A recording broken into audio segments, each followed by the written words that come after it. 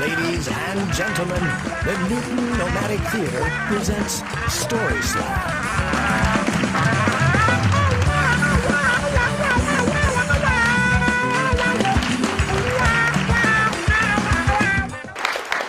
I think I'll tell you a story.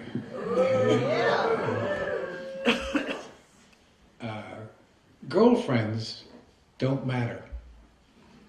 Many years ago, I was hitchhiking around Ireland, and I met a woman. She made a huge impression on me, and I only spent a couple hours with her. And when we parted ways, we exchanged phone numbers and addresses. And 3 years later, the phone rang, and it was her. She was coming to see me in Boston. So she arrived here, and within a day or two, we had fallen wildly, madly, crazily in love. It was just, most amazing thing. She was supposed to be here for 2 weeks. She extended her stay for a third week.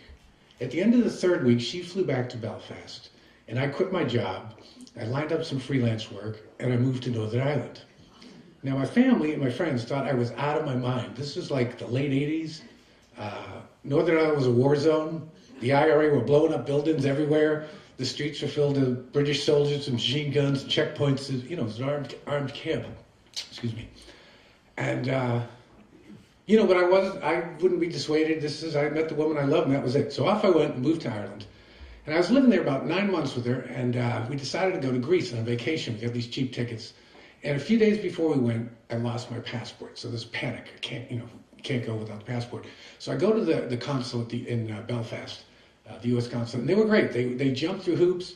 About 15 minutes before the office closed, the night before we left, they issued me a brand new U.S. passport, stamp, Belfast, Northern Ireland, off we go.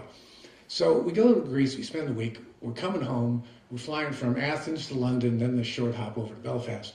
So we arrive in London at Heathrow Airport in the evening, and we get off the plane, we have to go through customs and immigration. So we get off, and there's this huge line for EU passports. Everybody on the plane, including my girlfriend, EU passports. And then there's the other line, nobody's in it, and that's me, other. So I laugh, I say, I'll see you at the terminal. I go up, give the guy my passport, he opens it up.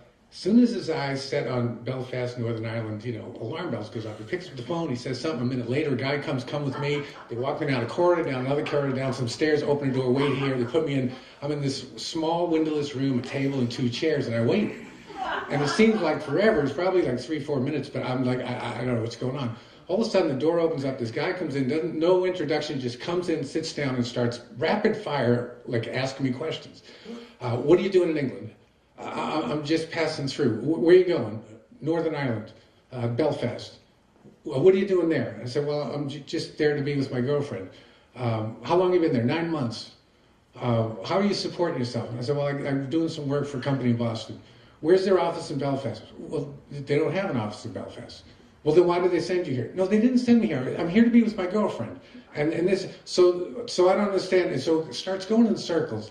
And it dawns on me, girlfriend doesn't mean anything. Like in immigration, mother, father, sister, brother, wife, husband, even fiance, they all have legal meanings and definition. Girlfriend doesn't exist, So the whole point of what I'm here to be with my girlfriend, and he's totally, so the conversation goes in circles.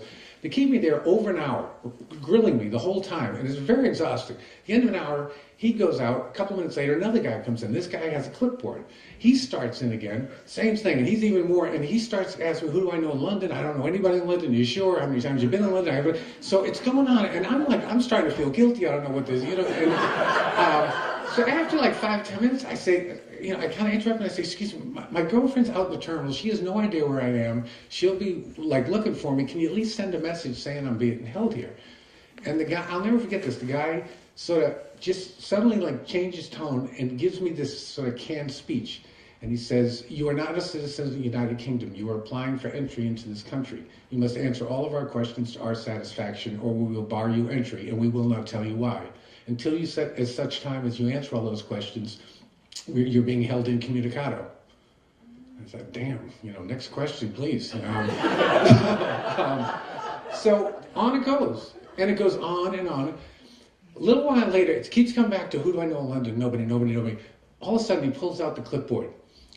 while you've been held here, we've gone through your bags. Inside of one of your bags is a paperback book. Inside the back cover, there are 3 London addresses. I want to know who those people are, I want to know how you know them, and I want to know now. I was like, I have no idea. It's not my book. It was in your bag. No, I know the book. I borrowed it. It's a novel. It's just I was reading it. It's my girlfriend's. So this goes on. I was kept for 2.5 hours, just grilled the whole time. And suddenly, for no apparent reason, they took my passport, stamped 30-day visa, and said, you're free to go. I came out of there. I was completely exhausted. Didn't know what this. I was freaked out.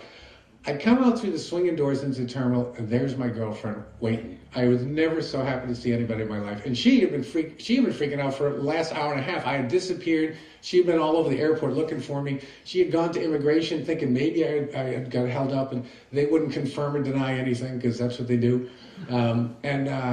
So she just waited. So it's very weird because, here's this thing where I had kind of given up everything. I had quit my job and left my family and friends and flew across the ocean, to be with this woman. And yet, our relationship, it didn't mean anything. It was kind of weird. Anyway, we had missed the last flight to Belfast. We hopped in a cab. We went to a hotel. And about half an hour later, suddenly, without any thought or plan or whatever, it just struck me that it's time to move on. And I asked her to marry me. And she said yes. She's right over there. So for the last 28 years, we've enjoyed a relationship that even the immigration office can appreciate.